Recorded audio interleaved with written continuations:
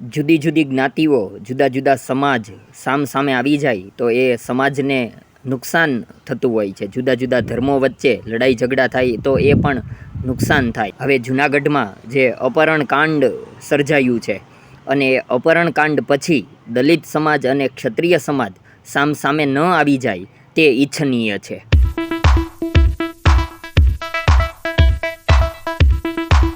જય ભીમ, જય ભારત. ડીડી સોલંકી, યુવા ભીમ સેના. જુનાગઢ જિલ્લાના અનુસૂચિત જાતિના આગેવાન એવા રાજુભાઈ સોલંકીના દીકરાને, જે ગોંડલના પૂર્વ ધારાસભ્ય જયરાજસિંહ જાડેજા અને હાલના જે ધારાસભ્ય છે ગીતાબા જાડેજાના પુત્ર, જે આરોપી ગણેશ જાડેજા દ્વારા રાજુભાઈના દીકરાને જુનાગઢથી અપહરણ કરી અને ગોંડલ લાવી રાતે 3 વાગે પોતાના ઘરે એને નગ્ન કરી, વિડીયો ઉતારી, માફી મંગાવી અને ઢોર મારે છે અને પાછા જુનાગઢ આવીને મૂકી જાય છે. તો આ ગુંડારાજ જે ગોંડલની અંદર ચાલી રહ્યું છે વર્ષોથી, અને અગાઉ પણ આવા અનુસૂચિત જાતિના લોકો અને અન્ય પછાત વર્ગના લોકો ઉપર જે હુમલાઓ કર્યા છે, જે લોકોને ડરાવીને ધમકાવી છે, અને એવું પણ અમને સાંભળવા મળ્યું છે કેટલા મારે કૂટે છે અને એવા અત્યાચાર કરે છે, એવા ડરાવીને રાખ્યા છે કે લોકો આની સામે ફરિયાદ કરવા પણ તૈયાર નથી થતા, કે કોઈના પગ ભાંગી નાખે છે, કોઈની પર જીવલેણ હુમલા કરે છે. આવા જે બનાવો બની રહ્યા છે, આ તમામ બનાવો રોકવા માટે આ દેશની અંદર ભારતનું બંધારણ, કાયદાઓ, નીતિ નિયમો ચાલે છે.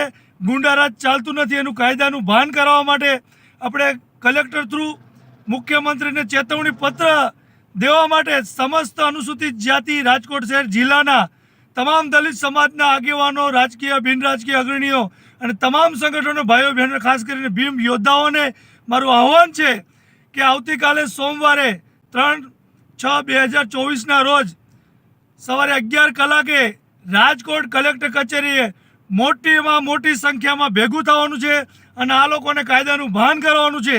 આ દેશની અંદર ભારતનું બંધારણ હાલે છે, કાયદો હાલે છે, ગુંડારાજ હાલતું નથી. અને અન્ય સમાજના લોકો સાથે પણ ભૂતકાળમાં આવા અત્યાચારો થયા હોય તો તે લોકો પણ આ ગુંડારાજ ખતમ કરવા અને ન્યાય મેળવવા માટે આ અમારી સાથે જોડાઈ શકે છે. સાથીઓ, જય સંવિધાન, જય ભારત. હું છું આપનો સાથી ભાનુભાઈ ચૌહાણ. ગઈકાલે જુનાગઢની અંદર સમાજના લોકો દરેક જિલ્લામાંથી મોટી સંખ્યામાં આગેવાનો ઉપસ્થિત રહ્યા. ગઈકાલે રાજુભાઈના દીકરાની સાથે જે બનેલી જે ઘટના છે, ઘટનાને લઈને એસપી સાહેબ તથા કલેક્ટર સાહેબે રૂબરૂ મુલાકાત કરી, સાથે સાથે પરિવારની મુલાકાત કરી, એ દીકરાની મુલાકાત કરી અને સમાજના લોકો, સમાજના નામી અનામી આગેવાનો ઉપસ્થિત રહી અને એક વસ્તુ ત્યારથી એક કોલ આપવામાં આવેલો અને હવે પછીના આંદોલન છે એમની રણનીતિ તૈયાર થશે અને સાથે મળી અને આંદોલનને આ જે કિસ્સો બન્યો છે એમાં ખાસ કરીને આ કિસ્સો એવો છે કે સમાજનું જે સ્વાભિમાન છે એ સ્વાભિમાનની કિંમત છે. હવે આ લડાઈ કોઈ એક વ્યક્તિગત રાજુભાઈ પૂરતી સીમિત નથી, આ લડાઈ સમાજની થઈ છે. કે એ વિચાર કરજો કે એસસી સમાજ જુનાગઢ જિલ્લાના પ્રમુખ રાજુભાઈ મજબૂત વ્યક્તિ હોવા છતાં એમના દીકરાની હાલત જો આવી થઈ શકતી હોય તો નાના માણસોની હાલત આ રાજકોટ જિલ્લાની અંદર, રાજકોટ જિલ્લાના ખાસ કરીને ગોંડલ તાલુકા એસસી સમાજના વ્યક્તિઓની હાલત શું હશે, આ વસ્તુ થઈ. તો એને લઈ હાલ કાલે કલેક્ટર સાહેબને અને એસપી સાહેબને મળ્યા પછી તંત્રને એક વસ્તુ, સરકારને એક અલ્ટિમેટમ આપવામાં આવ્યું છે કે ગુરુવાર સુધીમાં આ આરોપીઓની ધરપકડ નહીં થાય તો ગુરુવાર પછી અમારું આંદોલન ચાલુ થશે. આમાં આંદોલન બાબતે સમાજના લોકો અત્યારે દરેક જિલ્લાઓમાંથી મને જ્યારે આપણે ફોન આવી રહ્યા છે એટલા માટે આ વિડીયો બનાવીને આપને જાણ કરી રહ્યો છું કે ગુરુવારે 6 તારીખે ગુજરાતના તમામ જિલ્લાઓમાંથી, તમામ તાલુકાઓમાંથી આપ જે વિસ્તારની અંદરથી જે સંગઠન સાથે જોડાયેલા છો એ દરેક વ્યક્તિઓને આપને વિનંતી કરી રહ્યો છું કે આપ બધા જ્યારે આપના ફોન આવી રહ્યા છે ત્યારે આપને કહી રહ્યો છું કે 6 તારીખે દરેક જિલ્લા, દરેક તાલુકામાંથી આપ આવેદન આપો. જેમ કે ગુજરાતના 33 જિલ્લાઓમાં દક્ષિણ ગુજરાતના 7 જિલ્લા, વાપી, વલસાડ, સુરતના, નવસારી, અંકલેશ્વર, તાપી, આ બધા જિલ્લાઓના વ્યક્તિઓને વિનંતી કરી રહ્યો છું કે આપ ત્યાંથી આવેદન આપો. સાથે સાથે વડોદરા, મધ્ય ગુજરાત, વડોદરા, ગોધરા, છોટાઉદેપુર અને પંચમહાલ, ત્યાંની જે ટીમ છે, આ બધા મારા સાથી મિત્રો જે એસસી સમાજના ક્યાંક ને ક્યાંક સંગઠનો, કોઈ પણ સંગઠન સાથે જોડાયેલા મિત્રોના ફોન આવી રહ્યા છે, એ બધા મિત્રોને વિનંતી કર્યું છે આપના વિસ્તારમાંથી, આપના તાલુકાઓમાંથી આપ આવેદન આપો. આવેદનની જે કોપી છે PDF એ હું આપને મોકલી આપીશ. સાથે સાથે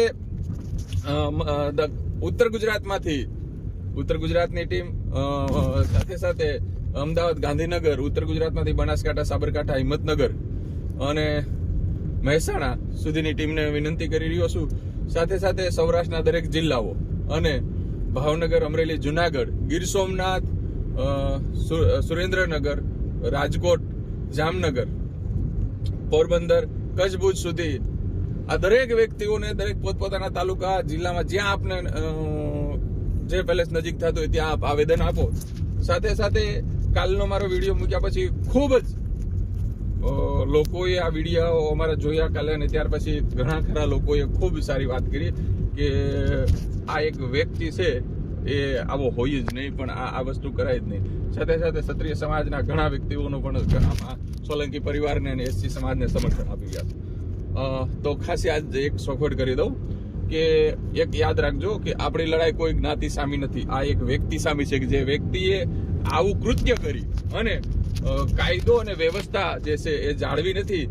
કારણ કે હું ધારાસભ્યનો દીકરો છું અને કાયદો મારા બાપનો છે એવું સમજી અને આપણા સમાજના દીકરાને જે એમણે એ વસ્તુ કરી કે એમ કહેવાય ને કે પાછળથી વાર કર્યો. એની પાછળ હવે સિંહ એટલા માટે નથી લગાવ, સિંહ તો કહેવાય ને મર્દોને શોભે અને સિંહ છે જ ઘણા, તો એની પાછળ એટલા માટે સિંહ મેં નહોતું લગાડ્યું કાલના વિડીયોમાં કે એને પાછળથી વાર કર્યો. પહેલી વાર જ્યારે આવ્યા ત્યારે શરૂઆતમાં ઘટના ઘટી ત્યારે જો એને સામેથી વાર કર્યો હોત તો એમનો જવાબ પણ એમને જુનાગઢથી અમારી ટીમના છોકરાઓ આપી દેવાના હતા, પણ પાછળથી વાર કરીને દીકરાને એકને લઈ અને જે લુખ્ખા તત્વો દાદાગીરી કરીને અમારા છોકરાને લઈ ગયા અને પછી પાછો મૂકી ગયા છે. એટલે આ તમે છે ને મધના પોળામાં હાથ નાખી દીધો છે, બીજું કંઈ જ નથી કર્યું. અને મને એવું લાગે છે કે આ નબળી દિશા આ જયરાજસિંહ અને કહે છે ને સિંહ તો ન જ કહેવાય, મેં કીધું એમની આ નબળી દિશા બેહવાની થઈ છે. કારણ કે એસસી સમાજના વ્યક્તિઓને મેં સાંભળ્યું કે ગોંડલની અંદર પણ ઘણી વાર આવી ઘટનાઓ ઘટી ચૂકી છે. કઈ છે નહીં તો વ્યક્તિ સામો વાંધો છે, કોઈ એક પર્ટિક્યુલર એક જ્ઞાતિ સામો વાંધો નથી. તો સમાજના લોકોને વિનંતી કરું છું કે પ્રથમ શરણ 6 તારીખે ગુજરાતભરમાંથી આવેદન આપીએ અને ત્યાર પછીનું બીજું જે છે એ તારીખ હવે તમારી સામે ટૂંક સમયની અંદર અમે ડિક્લેર કરીશું. બીજું જે શરણ છે એ ગોંડલની અંદર આપણે મહાસંમેલન ગોંડલની અંદર કરવા જઈ રહ્યા છીએ. સમાજ ત્યાં ગોંડલની અંદર એકઠા થશું. એ તમને તારીખ અને સ્થળ, સમય એ ફરીથી વિડીયોના માધ્યમથી બતાવીશું. અત્યારે આ આંદોલન ફક્ત કોઈ એક સંગઠન, કોઈ એક વ્યક્તિનું નથી, આ સમાજનું આંદોલન છે. રાજુભાઈના પરિવાર ઉપર આજે આવી છે, કાલે તમારા પરિવાર ઉપર પણ આવી શકે. અત્યારે હું બોલી રહ્યો છું, ક્યાંક ને ક્યાંક કાલે મને પણ આ વસ્તુ કરી શકે. તો આ વ્યક્તિને મારી શકે છે, વ્યક્તિને જીવન બંધ કરી શકે, સમાજની નહીં. તો સમાજના વ્યક્તિઓને વિનંતી કરી છે કે અમે સમાજ માટે બોલીએ છીએ, તો સમાજ આનો જવાબ આપવા માટે કટિબદ્ધ થઈ જાય અને જે આપણા સમાજના દીકરા માટે જે વસ્તુ થઈ છે એ વસ્તુ આગળ બીજા સાથે ન બને એ માટે અત્યારે આપણી લડાઈ મજબૂતાઈથી લડવા માટે ફરીથી બધા તૈયાર થઈ જાઓ. આ જ વાત સાથે આ બધાને મારા જય હિન્દ.